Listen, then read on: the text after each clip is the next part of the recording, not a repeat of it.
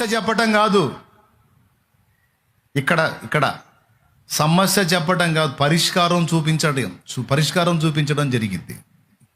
మిగిలిన మత గ్రంథాలు సమస్యను చూపిస్తే బైబిల్ పరిష్కారాన్ని చూపించింది. ఏది గొప్ప? సమస్యను చూపించడంతో పాటు దాని పరిష్కారం కూడా చెప్పింది. ఈ లైవ్లో ఉండేవాళ్ళు, ఈ శుక్రవారం వాక్యం వింటున్న వాళ్ళు దాదాపు 70-80 వేల మందికి రీచ్ అయింది ఈ వాక్యం. అందరి పునాది ఒక్కసారి మళ్ళీ రీబిల్డ్ అయింది, మళ్ళీ సరి చేసుకుంటారు, మళ్ళా పునర్నిర్మించుకుంటారని మొదలుపెట్టా. ఎందుకు నమ్మావు యేసు ప్రభుని? అప్పులు తీరితే నమ్ముతావా? తిరగకపోతే ఇంక అడ్రస్ కూడా ఉండవుగా. ఏం పునాది? దిక్కుమల్లి పునాది. సమస్యలు పోతాయని వచ్చావు, సమస్యలు పోకపోతే ఇక అడ్రస్ ఉండవుగా. ఏం పునాది అది? అది కాదు పునాది, అది జ్ఞానం కాదు. జ్ఞానం ఏంటంటే సమస్యలతో వచ్చావు, కాదని నేను అనను, దేవుడు తీరుస్తాడు, అది వేరే సంగతి. అసలు యేసు ప్రభు దగ్గరికి వచ్చి, యేసు ప్రభు దగ్గరికే కాదు, ఏ గుడికి గోపురానికి పోయినా నేను మొక్కేవాడు ఎవరు, అతని చరిత్ర ఏమిటి, అతని మంచి చెడ్డ ఏమిటి, నా కోసం ఏం చేశాడు, నేను ఎందుకు ఇతనికి మొక్కాలి, నేను ఎందుకు ఇతనికి ఆరాధన చేయాలి, నేను ఎందుకు ఇతని ఫాలో అవ్వాలనే ప్రశ్న ఎవరైనా వేసుకోవాలని చెప్తున్నా.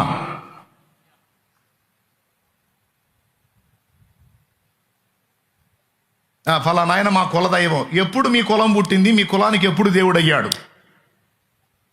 అసలు మీ కులానికి మూలపితరుడు ఎవరు?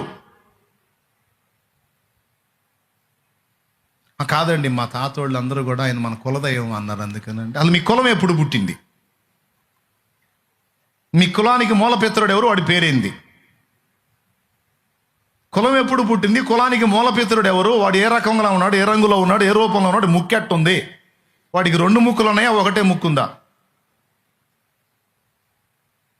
మరి కులం వేరైనప్పుడు ఆకారాలు కూడా వేరు ఉండాలి కదా. వాడి బ్లడ్ గ్రూప్ ఏంది? ఈ మధ్య బ్లడ్ బ్యాంకులకు పోయి కూడా అడుగుతున్నారంట, కులం ఏ టైపులో ఎక్కిందంటే ఒక్కొక్కడికి ఆయన నల్ల మందులాగా ఎక్కింది బాగా, నరానికి. బ్లడ్ బ్యాంక్కి ఫోన్ చేసి, మొన్న మా కుర్రోడికే ఫోన్ చేసి, బ్లడ్ బ్యాంక్లో కుర్రోడు మా వాడు ఉన్నాడులే, ఫోన్ చేసి, హలో మాది ఫలానా క్యాస్ట్ అండి, మా వాళ్ళు ఎవరైనా బ్లడ్ ఇస్తే మరి మా క్యాస్ట్ వాళ్ళ బ్లడ్ అయితేనే మేము తీసుకుంటాం. ఫోన్ పెట్టే ముందన్నాడు. అర్థమైందా?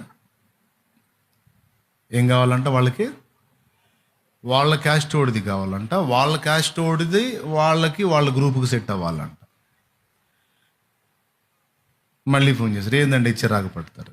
మరి లేకపోతే మా క్యాస్ట్ ఓడి రక్తం ఏంది? నువ్వు అడిగిన బ్లడ్ లేదు, మీ క్యాస్ట్లో అయితే లేదు. ఇట్లా సర్జరీ సార్, ఇక్కడ సర్జరీ సార్. అట్లయితే మీరు ఇచ్చుకోండి, మీ క్యాస్ట్ మీ బ్లడ్ గ్రూప్ కలిస్తే మీరు ఇచ్చుకోండి, మా దానిలో అయితే లేదు.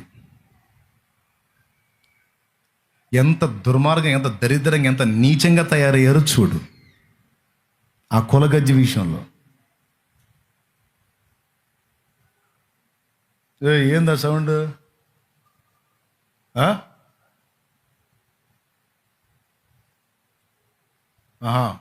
మనిషి బాగలేని మనిషా? ఓకే ఓకే, మీరు నాకు వెళ్ళి చూడండి. స్తోత్రం చెప్పండి, చెప్పు, గట్టి చెప్పు. చూడు, అది ఇద్దరు లేచి తీసుకెళ్ళి ఏదన్నా పక్కన కూర్చోబెడితే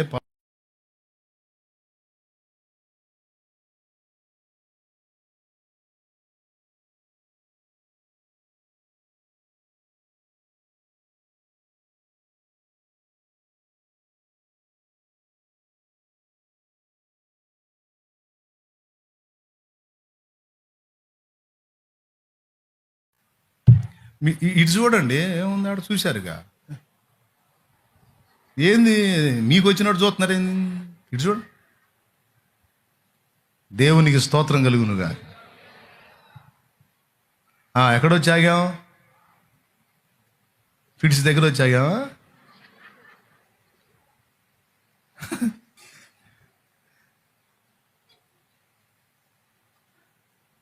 పునాది లేని భక్తి ఏ నాటికైనా కూలిపోయిద్ది. పునాది లేని విశ్వాసం ఏ నాటికైనా బ్లాస్ట్ అయింది. అందుకే నేను చెబుతున్నా, పునాది పర్ఫెక్ట్గా చూసుకోవాలి, వేసుకోవాలి. నువ్వు ఎవరికి మొక్కినా సరే ఇందులో ఎంతవరకు వాస్తవం ఉంది, ఇది నేను ఫాలో అవ్వచ్చా అవ్వకూడదా, ఇందులో ఎంత నీతి ఉంది, ఇది నా కోసం ఏం చేసింది ఏంటని. కులదైవం అంటే ఇప్పుడు మా నాన్నోళ్ళు కూడా మాకు చెప్పారు, ఫలానోడు మా కులదైవం రా అని. ఎప్పుడు మన కులం పుట్టింది, మన కులానికి మూలపిత్రుడు ఎవడు, వాడి రంగు రుచి వాసన ఏంటి, వాడి ఆకారం ఏంటి, ఎప్పుడు వీళ్ళు దేవాలయ్యారు కులానికి ఒక దేవుడు, వీధికి ఒక దేవత, గల్లీకి ఒక దేవుడు, ఇట్లా ఉన్నారా, ఉంటే ఎప్పుడు ఏర్పడ్డారు, ఎట్లా, దీని మూలం ఏంటి, అట్ట అడగకూడదు. ఏనాడు పుట్టిందో ఎప్పుడు పుట్టింది వీడికి కూడా తెలియదు, మా తాతకు తెలియదు, వాడి తాతకు కూడా తెలియదు. ఒక్కటే డైలాగ్ తెలుసు, ఏనాడు పుట్టిందో ఎప్పుడు పుట్టిందో తెలుసుకోవాలి కదా. సరే తీసే. ఇప్పుడు యేసు ప్రభు దగ్గరికి వచ్చి కూడా నువ్వు అంతే గుడ్డితనంగా ఉండొద్దు అని చెప్తున్నాను నేను. యేసు ప్రభు దగ్గరికి వచ్చి ఇక్కడ నువ్వు గుడ్డితనంగా ఉండొద్దు, స్పష్టంగా తెలుసుకో. నేను తెలుసుకున్నాను ఏంటి యేసు ప్రభు స్పెషల్ అంటే, నేను లోకములో ఎవరి దగ్గర నేను ఆరాధించి మొక్కి సేవించను వారి దగ్గర ఎవరి దగ్గర కనబడని దైవిక ప్రేమ యేసులో కనపడింది. ఎవరిలో కనబడని దైవిక న్యాయం యేసులో కనబడింది. ఏమిటి ప్రేమ, ఏమిటి న్యాయం అంటే, పాపిని ప్రేమించాడో. యేసు ప్రభు దగ్గరకు వస్తే నువ్వు నాకేం తీసుకొస్తావు, బంగారు తోడుపా, వెండి తోడుపా, ఎత్తడు తోడుపా, లేకపోతే నాకేమి ఇష్ట వస్తువులు తెచ్చావు, ఇవన్నీ కాదు, పాపాన్ని టార్గెట్ చేస్తాడు. నువ్వు ముందు తప్పుడే వారం మానుకో, ఆ చెడిపోయిన వారం మానుకో, నువ్వు పాపాన్ని వదులు. అది ఫస్ట్ పాయింట్. దేవుడు అనేవాడు మొట్టమొదట హద్దు ఏర్పరచాల్సింది, ఖండించాల్సింది, దిద్దుబాటు చేయాల్సింది, సరిచేయాల్సింది పాపం విషయంలో.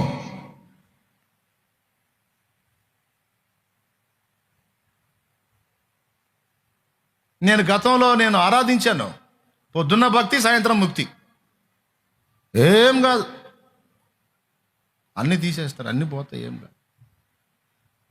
ఫలానా కార్యక్రమం ఉంది, ఆ కార్యక్రమం చేస్తే మొత్తం పోతాయి. నేను అప్పుడప్పుడు పుణ్యాత్ముడు ఒకటి గురించి చెబుతుంటాను కదా. నేను పొద్దున్నే పాలు ఇయటానికి ఎప్పుడు పోయినా సరే మహాభక్తుడు భక్తి చేస్తూ ఉంటాడు, విత్ మంత్రాస్తో సహా. సరే అంతా అయిపోయిన తర్వాత ప్రసాదం ఇయటానికి అరటికాయ తీసుకొస్తాడు, అరటి పండు తీసుకొచ్చి, నేను పాలోండి కదా, ఇళ్ళమ్మడి తిరుగుతా పాలు, ప్రసాదం బట్టి అంటాడు. నేను చేతులు పడు, చిన్నోడిని, ఎంత 10 ఏళ్ళు 8 ఏళ్ళు అంతే, 8 ఏళ్ళు. ప్రసాదం బట్టి అంటే చేతులు చెప్తా, ఇంత ఎత్తున ఎత్తి చెయ్యి అట్ట వదులుతాడు, పరిశుద్ధుడు. ఎందుకంటే నేను పాలోండి అంట, ఇళ్ళమ్మడి తిరుగుతానంట, మైలు ఉంటుందంట నా దగ్గర, అందుకని పరిశుద్ధుడు. ఈ చేతిని ఇట్ట సపోర్ట్ పెట్టి అదిగో అంటాడు. నేను అబ్బాయి ఎంత భక్తిపరుడో, ఎంత పరిశుద్ధుడో నా ఫీలింగ్. మహాభక్తుడు పొద్దున్నే బాగానే ఫుల్గా దూపం కొట్టి వేస్తూ ఉంటాడు. ఓ రోజు పాల డబ్బులకి నేను పోయా, పాల డబ్బులకి వసూళ్ళకి పోతే నాకు ఇళ్లలో ఫ్రీగా వెళ్ళిపోతా. చిన్నోండి, 8 ఏళ్ళ ఉండిగా అలవాటు. ఈ లేడీస్ ఏం చేస్తారు, పాత్రలు కడిగి, వంట పాత్రలు కడిగి వాష్రూమ్ ప్లాట్ఫామ్స్ ఉంటాయి చూడు, అక్కడ పెట్టేస్తారు. పాలు చిన్నోండి, 8 ఏళ్ళు ఉండి, రే పోయి పాలు గిన్నె తీసుకొని పోయిపో, ఏందయ్యా నీకు పెద్ద గిన్నె తీసుకుని ఎదురు రావాలి పోయా అనిపోతాడు. అందుకని చిన్నప్పటి అలవాటు కదా, వెళ్ళిపోయి అలా పోసేస్తాను. ఈ పాల డబ్బులకి ఇంటో పోయా నేరుగా. ఫస్ట్ వాయికిలు దాటే, ఇక 2వ వాయికిలు దాటంగానే అడ్డంగా పండుకున్నది గేదె.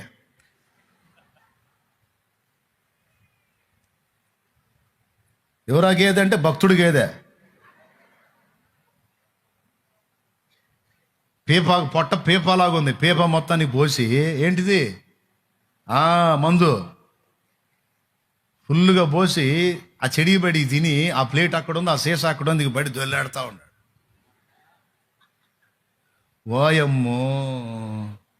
వాయమ్మ పరిశుద్ధుడో, ఓయమ్మ భక్తుడో, ఇంత ఎత్తున ఎత్తేసావు కదరా చెయ్యి.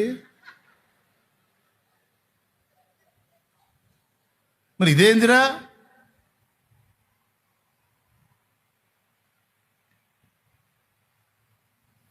పొద్దున్నే భక్తి, సాయంత్రం ముక్తి.